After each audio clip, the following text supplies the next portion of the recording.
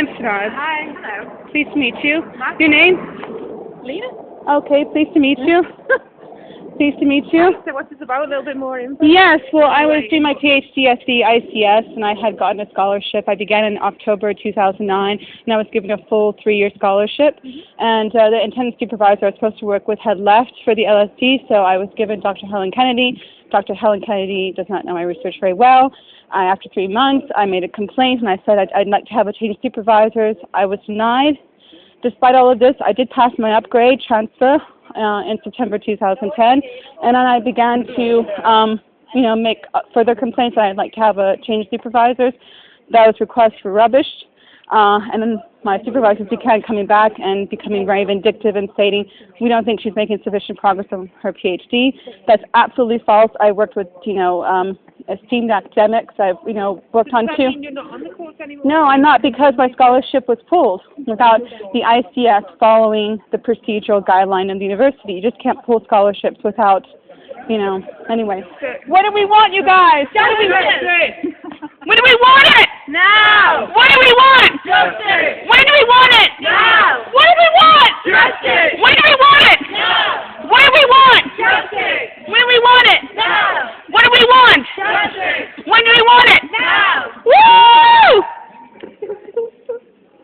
Hi, I'm Sanaz. Oh, you Yes. were the one. Yeah. Yes. Okay, what happened? Well, I began my PhD here in October 2009. I was given a 3-year scholarship with the ICS, and my attendance supervisor left, so they gave me Dr. Helen Kennedy. Dr. Helen Kennedy does not know anything about research very well, and after 3 months, I made it known to the department that I'd like to have a change of supervisors. That was rubbish. And then, despite that, I did pass my transfer viva, but they would never give me a change of supervisors, and then it became a very vindictive process. I'm so sorry. Well, if you just go on Justice4Sanaz, if you hashtag on Twitter and Facebook, you'll be able to find the petition on change.org. Yeah. Alright. I can take a picture of that. Yeah, please do. Where's my... What do we want? Justice! Sanaz! What do we want? Justice! What do we want? Justice! Who's first? What do we want? Justice! Sanaz!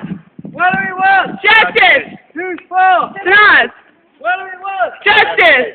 Who's for? Sanaz! What do we want? Justice! Who's for? Sanaz. Woo!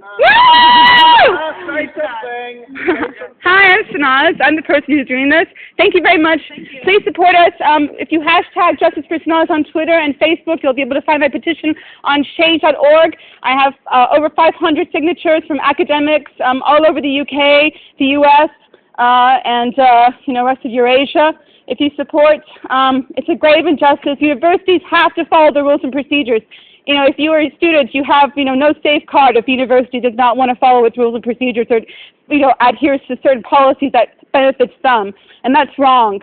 We have in the United Kingdom right now, because of austerity, things are being cut, scholarships are being cut, and taken away erroneously without due process.